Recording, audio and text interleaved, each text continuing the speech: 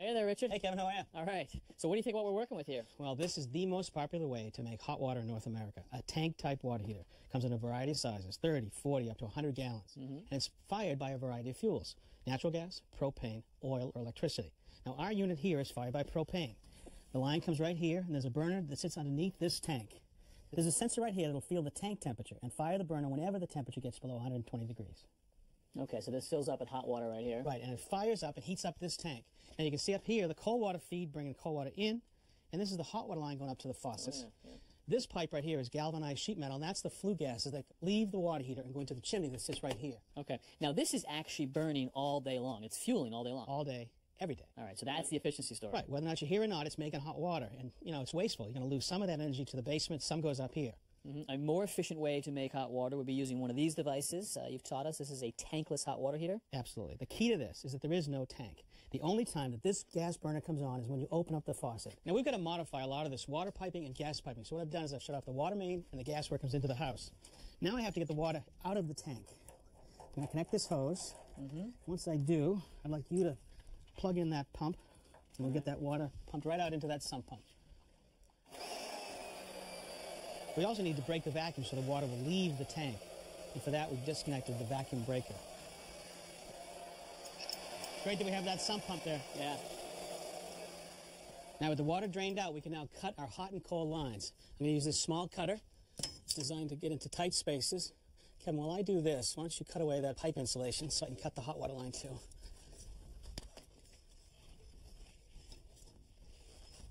That's enough. Okay, there's one. Good, now the hot.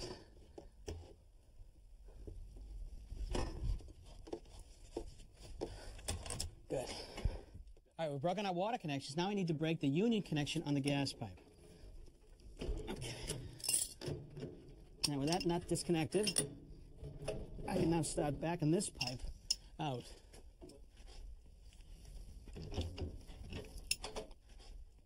Once we get this flue pipe out of the way, we can move the water heater out. There we go. Okay. You take that. All right, you take the dolly. Good. Okay, careful. Got it. All right, so here's a new unit, but you're not going to actually vent this out of the existing chimney where we vented that hot water tank. That's right. That old water heater had plenty of flue gas temperature. Came up out of the water heater into the flue gas pipe and went all the way right up out of the chimney. Okay, so those went up really fast. That's right. Now with high efficiency equipment, we're actually getting more heat to be used to heat the water and less into the chimney. That means cooler flue gas temperature. So less heat going up that chimney and it going up slower? That's right. So now it starts going up, and now water that's in the flue gas, condensation, can now form inside the chimney and rot it away. Okay, so if we were going to use this chimney, we'd probably have to reline it, but Absolutely. that's a big process. Right. Now, a unit like this uses a special venting system. It's a concentric pipe in pipe. You can see it would sit right here. Now the hot flue gases would leave through this inner pipe going to outside. Yeah. And the outer pipe would carry combustion air, the air to be burned by the burner inside that. All right, and so we do not have to actually send that concentric pipe all the way up the side of the house. You can go right out here to the That's right, sidewall? it's going to go right there. All right. Before we get started, we have to get rid of this and plug the old chimney. I'll take that from you. Okay, you can take that, Ken. Go. Okay.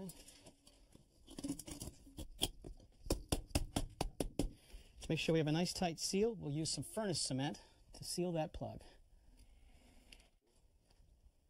The best spot for us to exit the building with our flue pipe is right up here at the rim. So we'd like to be right about there. And that's about 9 inches from our sump pump line. Let me show you where that is outside. All right, Kevin, here's our sump pump line coming out from inside. And you can see we're at about 9 inches right there. That's where we want to drill our hole. Okay. But there are some real limitations about where we can send these flue gases to outside. Which are what? We want to be at least 12 inches from any window, which we are. We'd also like to be about 12 inches, at least 12 inches away from any sidewall like this chimney. And we're about almost 14, so we're fine there. Well, why do we care about sidewalls, though? Well, with a sidewall, if the wind was blowing, it could blow in here and it could cause a swirl effect, and that might put some of the contaminated flue gases back into the intake, and that's not good. Okay. Now, but we also have to have one more thing to consider, and that's this. This is the exhaust from the house furnace. We need to be at least 4 feet away from this point. Because we don't want any of those gases getting sucked up Correct. into that. But look at this. Not 4 feet. No, we're less than 4 feet. So let me show you. Just pass me that pipe right there. This guy right here, it's a big periscope. Yeah, it's a snorkel kit, and that's going to sit right here, and you can see it will be at least 4 feet from that exhaust. Okay, so we've got a good location. Are we ready to drill? We are. It starts with a pilot hole. Want that to be as level as possible.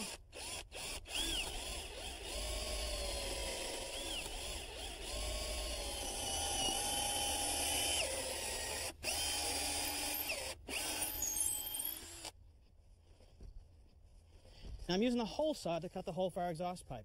Now if I use this hole saw up against the claps, I could split them with a drill this powerful. So one trick is to run the drill bit in reverse until we get through the clapboard.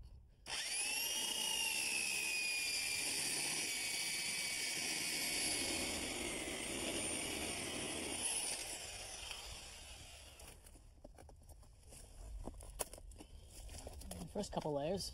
Okay, claps are out. This is the sheathing. Okay, hand me that drill. Let's go the rest of the way. Switch to forward to finish the cut.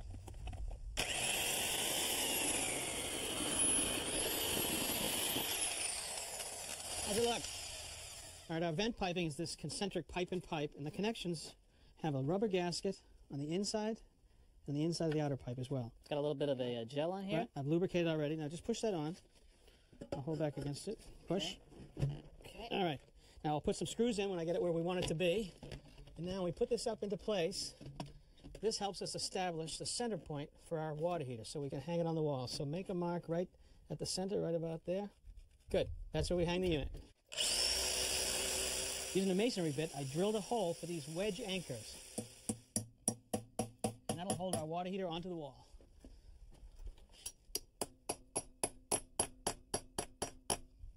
All right, Kevin, just grab this. And we pre-mounted the water heater onto this strut, and they go right over the anchors. There.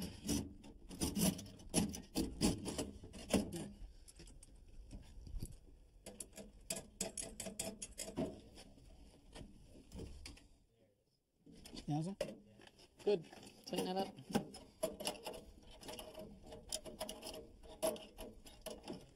Okay, now we make our final fluke connection.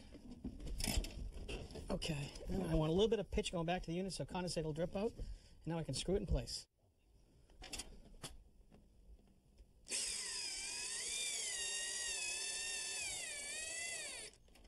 All right, so we have our unit hung. We've got our exhaust pipe to outside. Now it's time to bring in cold water to the unit, gas to heat up the water, and a hot water line back out to the building. So let's talk about the gas for a second, because there was a pipe coming down to the tank type water heater, and that was this guy right here? That's right, that's been capped. Now that was a 1/2-inch line.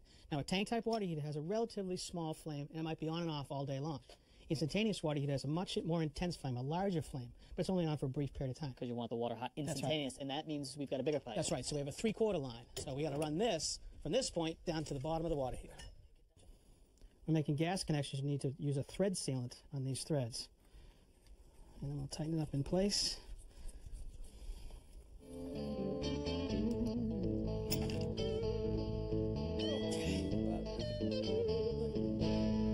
All right, so this line runs our gas down to the bottom of the unit so we can make our connection underneath. All right, Kevin, we've run almost all of our gas piping down to this point. It's all threaded connections. When we come to this point, there's one more unit we have to put in. It's called a union. It's really important because there's no way we connect this threaded pipe to the device without it. This goes on the pipe, this goes on the unit, and then the large nut tightens together to make a tight connection.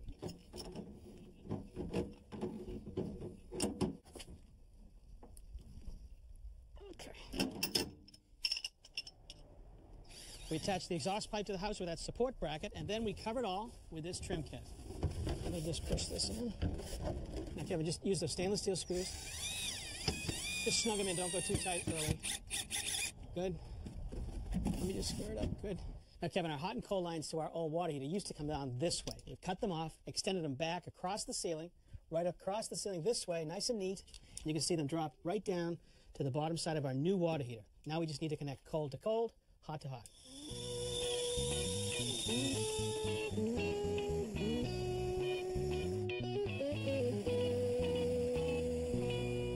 Warm flue gases, when they leave the water heater, go into that inner pipe. And what they can do is hit the cold air outside and condense. That water can work its way backwards towards the water heater. We have to get rid of it. So there's a condensate drain we connect right here. All right, and so then that tube runs over here, down the PVC, which we have zip tied it to, and it feeds right into the sump pump. All right, Kevin, I want to turn on the hot and the cold water, but I don't want any air or any foreign matter from starting getting up inside the water heater. There's a couple of specially designed valves. They are a shut-off and a draw-off all in one. So I'm going to hold the bucket. You just burp that cold water from that side. Careful. Just give it a little bit. That burp. There's the burp. There's the burp. All right, stop that. Okay. Now close the drawer off. Yep. Now open that again, the cold. That sends cold water up through the unit. Keep going, all the way open. All the way open. Now open the hot side. There we go. This is closed. You want me to open this? Well, yeah, go ahead. I'll get this. You get that. Go. And here it comes. Now we just burped that a little. Okay, that should do that. Make sure that's all the way open now. All the way open. Done. Good. All the way open. Now we can turn on the propane. Good. All right, it's time to plug it in. Takes a second to bring the power to it. All right, so the default setting is 104 Fahrenheit. And I can turn it up to, I don't know, maybe 120. Great, so we're making hot water now. Well, not right now, because no one's using any faucets upstairs, but when they do, they'll have plenty of it.